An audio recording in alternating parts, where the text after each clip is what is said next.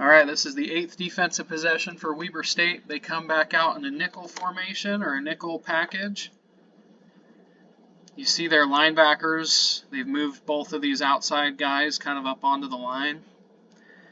And this is them responding to Weber State just had a fumble that Utah State took back from them. So we'll see how this defense responds to Utah State starting in their own territory. And they lose contain on the jet sweep.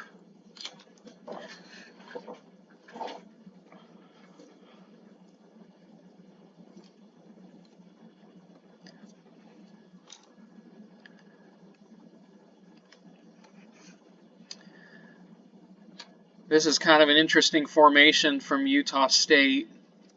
They've got all of their skill position players on this one side of the field, which, unless the rules have changed, I believe makes this tight end ineligible because he's covered by a wide receiver on the line, and technically makes this tackle on the other side an eligible receiver. But I don't know if Utah State messes with that sort of stuff. You see Weber State has brought Camden Garrett over to this side to help out with all these receivers. So you got Camden Garrett here, Eddie Heckard here, their nickel back is here.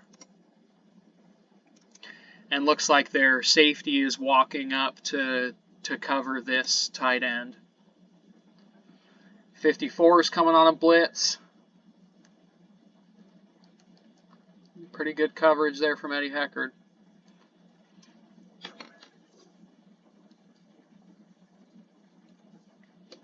One thing that I think I'm seeing here with Weber State is if a linebacker is manned up on a running back and the running back stays in to protect the passer, I feel like I'm seeing the linebackers rushing. You know, if you're manned up on a guy and your guy stays in to block, there's basically two things you can do. You're either going to drop back and support in the pass, or you're going to have the green light to rush the passer. And in keeping with Jay Hill's aggressive nature, it seems like he has his guys, if they see that their man is staying in the block, they are coming in to pressure the quarterback.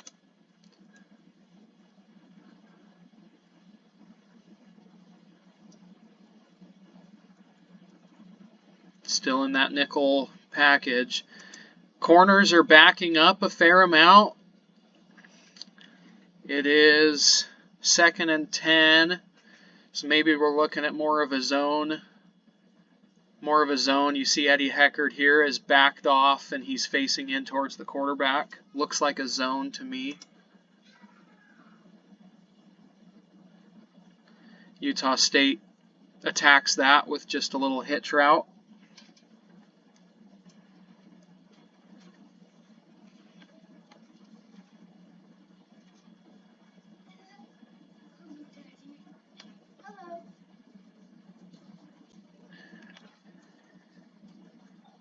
Once again, you see him bringing some guys.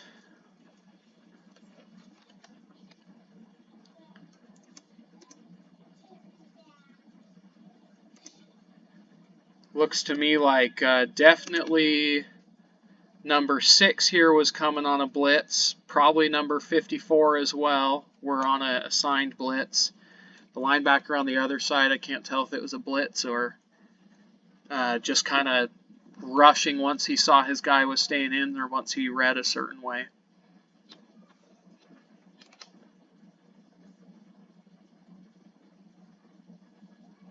I think might be a catch from that Utah State receiver. It's pretty close.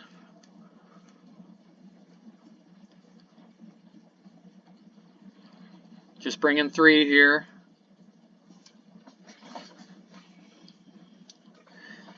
Weber State does a pretty good job of being stout against that run, though.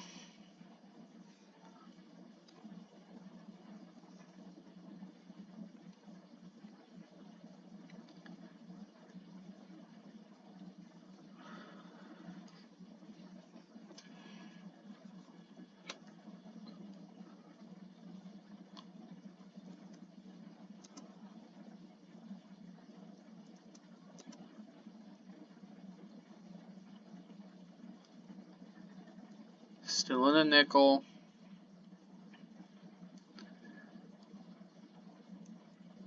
Looks like they're just bringing 3, but they run it.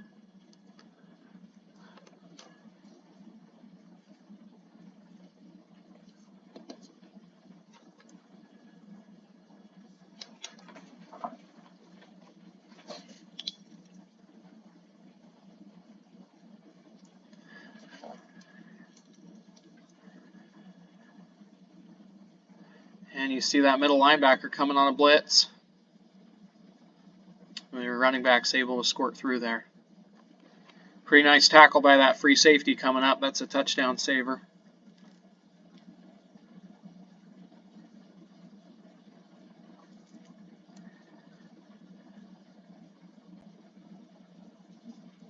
What in the world was that? Looks like he was trying to spike it and he dropped the ball.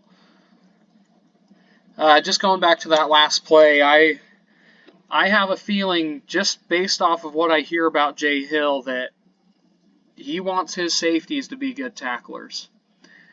And if you've got a guy who's not able to be a sure tackler as a safety, I think that that guy's probably not going to play. So we'll see what he does. Malik Moore is the name that I couldn't remember earlier, number 12, the free safety. He's had some issues catching in the past, he's had issues tackling in the past. And so we will just have to see if he continues to have those issues. We might see more Talon Alfrey than what people think.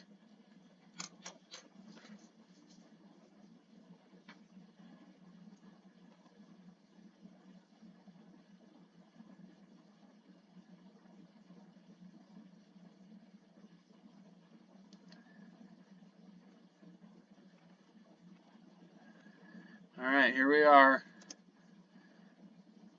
Both linebackers are lined up outside again. You got your middle linebacker running over to cover that running back.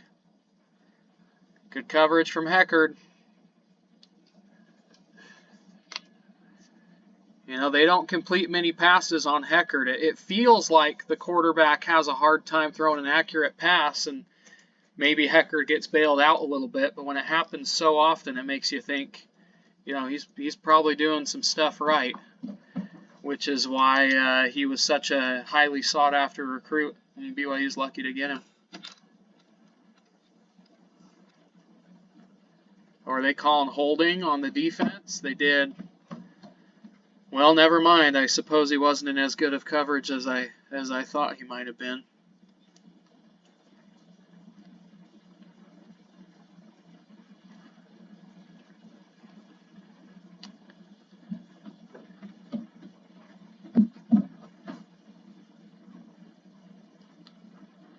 It's nice work there. Nice run defense. You see him doing a pretty good job holding their gaps, and linebackers fill through pretty well.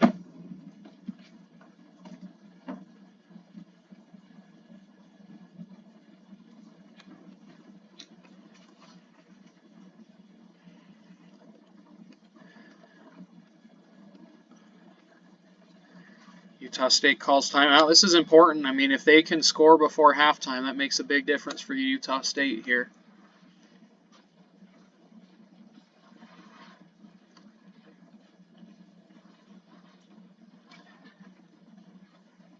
Incomplete. Heckard's covering a receiver who's quite a bit taller than him. It looks like he really did a good job using the sideline, forcing him out. I mean, Heckard is so sturdy. It's, you know, even though he's not very tall, it's going to be hard for bigger receivers to really bully him. They might be able to go over the top of him, but they're not going to be able to push him around because he's so thick, stumpy.